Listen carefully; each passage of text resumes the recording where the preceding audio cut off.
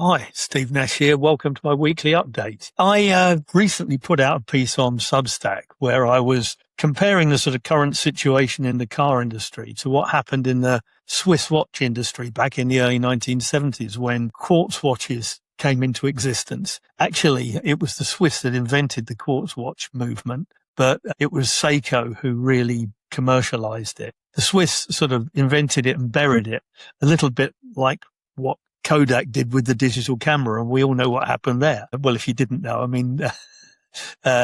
Kodak buried the digital camera because they thought it would kill their film processing business, which of course it did. But burying it wasn't the answer because Sony and others got hold of the technology and it became a self-fulfilling prophecy. So burying your head in the sand is not the right answer. That's actually almost what the Swiss watch industry did initially. So, originally an industry that back then was employing 90,000 people went down to 30,000 people. And it was only really when they got their act together that they discovered that there was a way for the two things to coexist. An expensive handmade mechanical movement based watch next to a much, much cheaper quartz watch, which would inevitably be more accurate. But, they found a way of reconciling that. There are many reasons why people buy nice Swiss watches, not just Swiss, but predominantly Swiss, that go beyond just telling time. I guess they're bits of jewellery really, but they're just lovely things. It's the joy of ownership, isn't it? The joy of ownership, the craftsmanship, the heritage and all of those things that come through. And they ultimately got their act together and found a way of leveraging those things. And today the Swiss watch industry is very, very successful and it coexists with, not just quartz watches, but nowadays you've got things like the Apple Watch, which Apple claim is the most accurate timepiece outside of the atomic clock. But even they, and I said this in my Substack piece, even they, for a price, and it's not that small a price either, will give you a version of the Apple Watch which has got a watch face from a Swiss watch brand, whether it's Rolex or Patek Philippe or whoever, Tug. And that's a tacit acceptance of the fact that, there's still a strong desire around those brands and around that heritage, even on a sort of modern high-tech timepiece like an Apple Watch. So there's a way forward. I was watching, as I'm sure many of you have, the many reels that you see online where they take various cars and they race them against each other on standing start over a quarter of a mile. The real sort of thing to come out of that is that you've got all of these exotic internal combustion engine cars, some of them costing well north of $500,000, some of them getting closer to £1 million, which are designed to be performance machines, getting beaten by much cheaper, much cheaper, sort of 50, 60,000 pound electric cars. I think if we didn't already know, we all know now that there's a fundamental difference between the way in which an electric car delivers its power compared to an internal combustion engine car. Internal combustion engines have a sweet spot in the rev range where the peak torque comes in. And in order to sort of achieve the best performance out of that, we run them through 6, 8, even 10-speed gearboxes. An electric motor is 90+% efficient and it gives you pretty much all of its torque immediately and keeps that, pretty steady across the rev range, which means that most electric cars use a single gear ratio. The only one I can think of off the top of my head at the moment that uses a two-speed ratio is Porsche Taycan, where they've sort of optimized it for acceleration and motorway performance. These are completely different beasts, aren't they? In the same way that a quartz watch and a mechanical watch are completely different beasts, or a digital camera is a completely different beast to one with a mechanical camera with rolls of film in it. There's a number of elements here, but some manufacturers are sort of honing in on this super acceleration because it's so easy. It's relatively easy to do and it catches headlines. I saw the other day that the electric Vauxhall Astra, the new electric Vauxhall Astra, has an acceleration 0 to 60 mile per hour time of sort of five and a bit seconds. Well, not so very long ago, that would have put it, right up there with some of the highest performing cars. And that is, no disrespect to Vauxhall, that's a relatively mundane car. It's remarkable, but not that clever to produce low acceleration times, very low acceleration times with electric cars. I think the Chinese in particular are using it as a way of emphasizing that their cars are not cheap and cheerful anymore. They're showing their engineering prowess. As we all know, there's still quite a lot of opposition out there to electric cars, particularly amongst dyed-in-the-wool petrol heads. I get it. I can wax lyrical about the sound of a burbling V8 or the smoothness of a V12 or whatever with the best of them, but you can't do a King Canute thing and hold back time. I mean, electric cars have been around actually longer than internal combustion engine cars have. Quite a lot longer, actually, quite a number of decades earlier than internal combustion engine cars. But that's neither here nor there. I mean, it was really sort of in the early 2010s when Tesla, really shook the industry up by showing that you could mass produce an electric car and it would be viable as an everyday car, had decent range. And I mean, early on, it was apparent that those cars were capable of, if you wanted them to be, of being very fast, particularly in terms of acceleration. And they started, let's not forget, they started top down. I mean, they didn't start with the Model Y, did they? They started with the Model S, which was, I remember going to visit a Tesla showroom in Chiswick, and chap talking me through the range and realizing you wouldn't have to do much to take the price up to sort of 110. They did get cheaper, I have to say, but back then, early doors, they were well north of 100 grand. Same for the Model X, the one with the gull wing doors, which they're no longer making. They're no longer making the S, are they? They're sort of focused in on the lower end of the range now. And that's the whole point, isn't it? The electric cars have started to become cheaper and they've improved at a rate far greater than a lot of skeptics thought they would. I think most people thought that what would kill them is the fact that when they got to be about 4 or 5 years old, they'd need a new battery at some exorbitant cost, which would write the car off. And that's proving not to be remotely the case. Cars that have been around for 10 years plus have still got very decent range. And that's old technology now. I personally believe, and I said this in my Substack article, that having worked with performance cars for a long time, I believe the bit that most people who don't have the experience of higher performance cars overlook are the safety aspects. And the positive safety aspects of having a car that can get you out of trouble quickly. That extra acceleration and the braking and handling that goes with it gives you safety parameters that other cars don't have. And I have personally been in circumstances where that has saved me from, potentially quite nasty situations where I've been able to do things I wouldn't be able to do in a lower performance car to get myself out of trouble.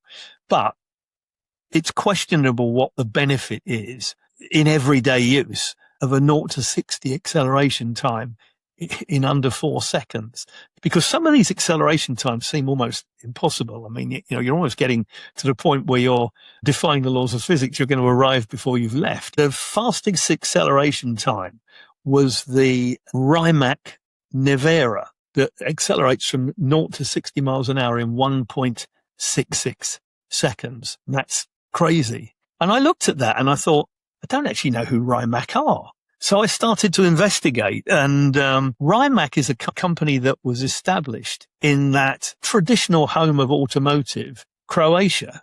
Well, of course, I'm being a bit sarcastic there. I mean, Croatia has no history in automotive manufacture at all, but that is where Rimac come from. They're based in Zagreb, and they are, in my eyes, a very encouraging story, because we've all seen what the Chinese have achieved in a very short period of time. They've gone from being, they've had a car industry for a long time, but I mean, it was miles off the pace of the Western car companies. And then, you go back 30 years and the market started opening up. There was money available in China. There was a growing middle class, and all of the Western car manufacturers couldn't wait to jump in there and earn, do really, really well there. I know myself from personal experience, the Chinese at the time wanted the best of everything, or at least a lot of the buyers, the urban, wealthy and middle class. They didn't want a straight 6 engine if they could have a V8. They didn't want a V8 if they could have a V12. They wanted long wheelbase everything, and it was worth making the long wheelbase versions for them because they bought them in big numbers. But the payoff for that was that, in order to be selling the cars there, you had to work with a Chinese manufacturer.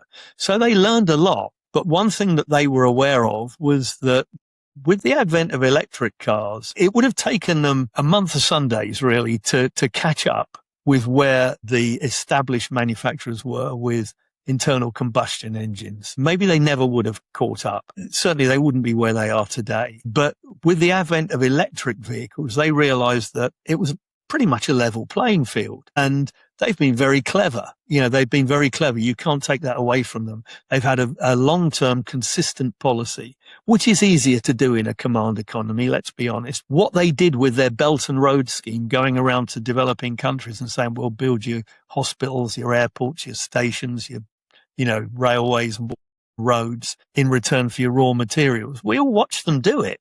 It wasn't as if we didn't know what they were doing. It was only really when it manifested itself in the fact that they suddenly had, the vast majority of the raw materials for batteries and for electric motors that we all got dismayed and everybody, wrung their hands and said, this is terrible. It was a smart move by them and, it's enabled them to catch up. But look, notwithstanding any of that, Croatia didn't have any of those advantages. I mean, they make kind of esoteric vehicles. They make handfuls of very, very expensive, super high performance cars, which takes them about 5 weeks per car to assemble. It's not that that's remarkable. It's the fact that the technology they've developed has now become a business in its own right because they've become suppliers to a lot of major manufacturers. I mean, Porsche have become a shareholder. Their biggest deal, this is probably the most transformative deal that they've signed, is with BMW to supply batteries, high voltage battery technology, because this isn't about manufacturing in hundreds or thousands. This is about manufacturing in hundreds of thousands. They are working with, or have worked with, Hyundai and Kia. Another name that came up, which was one that I had to research, was, I don't know whether you pronounce it Seer or it's C-E-E-R. And then I realized this is the company, another EV startup established through an industrial policy backed by the Saudi Arabian government. So they're looking at, a long-term future where oil is not so much of a big part of what they stand for. They're already building humongous, solar farms so that they can export solar energy. And they're starting to look at more of an industrial base. Seer, if that's how you pronounce it, will be a domestic manufacturer making cars specifically for the Middle Eastern market, which is interesting. But it made me start to think that, if that can happen, a company in Croatia can go from, I think they were set up in 2009. And here we are. I mean, that's in terms of, car manufacturing, no time at all, is it? 2000. I mean, I know there are some Chinese companies that were set up somewhat later than that, and have gone from nothing to million car sellers in like 5 years. But nevertheless, that is at least in a country that had an automotive industry, which Croatia didn't have. And it made me say to myself, well, what about us? We know that the UK has phenomenal capability and expertise. I mean, Formula One, frankly, wouldn't exist without the UK. So much of the technology is based here. And it doesn't get any more sophisticated than that. And it's not just Formula One. I've had the privilege of visiting a number of Formula One teams' factories and they're astonishing places. And when you see what they do and what they can develop and how quickly they can develop things and iterate, it is mind blowing.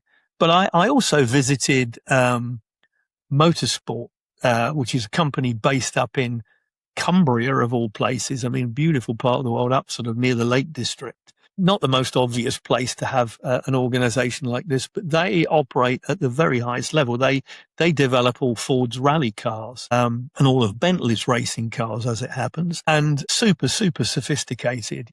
I arrived there thinking that, I knew that, as you do, that rally cars are made to look as much like the road-going car as they possibly can, but they aren't really. And so that proved. They showed me things like sort of light clusters, which look exactly like the ones on the production cars, but weigh, a fraction of what the production component does. What really did surprise me is that I believed that the engines would be heavily breathed on versions of production engines, but they're not. They get big blocks of aluminium and they make the engines from scratch, and they have phenomenal success racing these cars around the world, whether they're Fords or Bentleys or whatever. And the UK has that kind of expertise all over the place.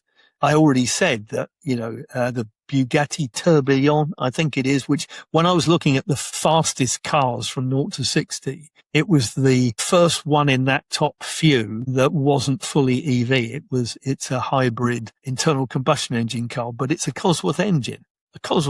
So, say no more. The UK has phenomenal capability, and it's like, well, so who have we got that could take us forward? Why do we not have startups in the UK? And we do, but not necessarily car manufacturers. We've got probably the closest parallel to Rimac is McMurtry Automotive. I've got to admit, through research, I learned quite a lot, really, because I wasn't particularly aware of McMurtry Automotive, but they look at electric cars completely differently. It's like, rather than what can an electric car do a bit better than an internal combustion engine car, what can an electric car do that an internal combustion engine could never do? They're building high performance cars using fan generated downforce. They're commercializing that IP. They're using high performance batteries and e-axles.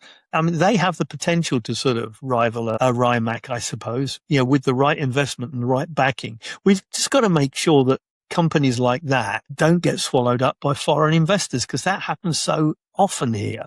That, we develop great technology, not just in automotive, but then we watch foreign companies swoop in and buy it up. So it ceases to be British, and other countries don't let that happen so readily. You can understand, can't you? If you're responsible for a startup company, which you sweated blood to build and borrowed money and all the rest of it, and somebody writes you a check with an enormous number of noughts on, the temptation to go, well, you know what? It's your baby now. I'll take the money. And, that's more than I could ever need in my lifetime. I can look after my family for a couple of generations. But Dr. Andy Palmer, who you will know from his involvement in Nissan and Aston Martin, he has a technology company that he recently turned down foreign investment for the very reasons I'm talking about, because he wants to keep the technology here in the UK. And I admire that. I mean, look, there are others, people like Neobolt, British fast charging battery technology. It's, 10 to 80% in under 5 minutes.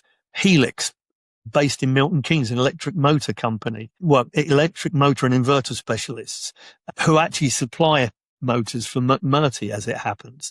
Yasa, an Oxford-based axial flux electric motor specialist, which actually became, owned by Mercedes-Benz. Would it have been so easy for a British company to swoop in and buy up a German technology leader? I don't think so. 47, they are a UK premium luxury EV venture. Remains to be seen where they go. Volklek, Coventry-based battery cell manufacturer, aiming to build significant UK battery manufacturing capacity.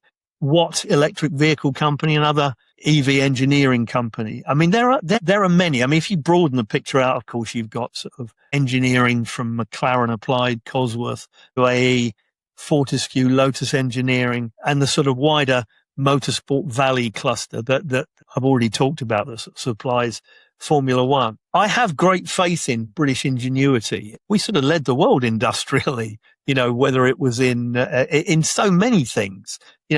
We look at countries like Germany and we admire their engineering, but, we had everything they had. We just went commercially and economically in a different direction, particularly post-war, where they honed in on their industrial and engineering sector. We prioritize the services sector. But, we really can be part of this new future. When I was looking at some of these clips online and seeing how people responded to watching, a £50,000 Geely out accelerating a £500,000 Ferrari, a lot of the comments refer to electric cars as microwaves. Oh, it's just a bloody microwave, and they all say things like, well, it would be a different matter if you were on a circuit and, you're having to negotiate bends and so on. Well, would it? Would it?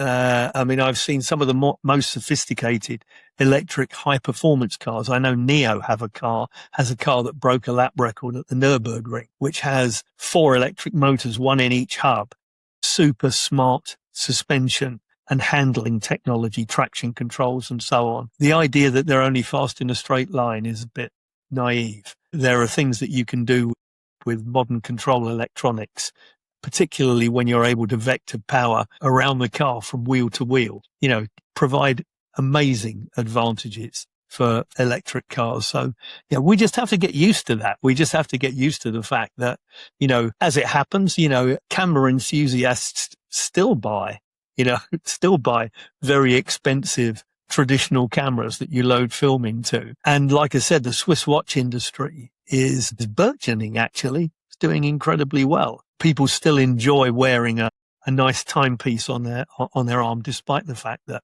they can get something an awful lot cheaper that's probably more accurate. I believe, the car didn't kill the horse, did it? It improved upon transport. But I mean, I think the internal combustion engine will still have its place for a long time. And anyway, there are very large parts of the world where they're not ready for electric and won't be for a long time.